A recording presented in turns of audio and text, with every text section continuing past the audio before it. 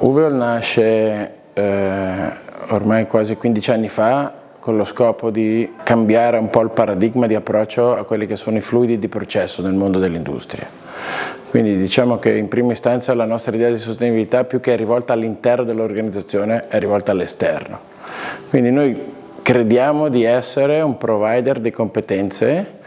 legato al fatto che oggi nel mondo industriale italiano, che sottolineo essere ancora uno dei più estesi e differenziati che abbiamo in Europa, ma sicuramente anche nel mondo, la necessità di sostituire tecnologie, chiamiamole obsolete, per quanto ancora attuali, a base di sostanze di origine fossile, è una necessità riconosciuta e assoluta.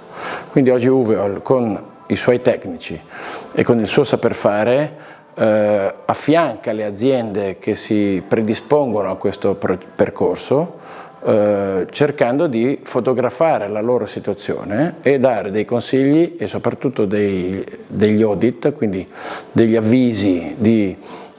cosa si possa fare verso l'ottenimento di quello che è lo stesso tipo di lavoro che continuano a fare senza essere invasivi, ma sicuramente cambiando la logica del prodotto alla base. Quindi oggi noi siamo sicuri, perché abbiamo esperienza in questo settore, di poter dire ad un'azienda meccanica, a un'acciaieria, a una biomedicale, a qualunque azienda che usi fluidi di processo, che può cambiare questi prodotti trasformandoli in prodotti sostenibili, e la sostenibilità chiaramente è declinata secondo differenti paradigmi, anche a seconda dell'ambito di utilizzo, e noi questo lo sappiamo fare.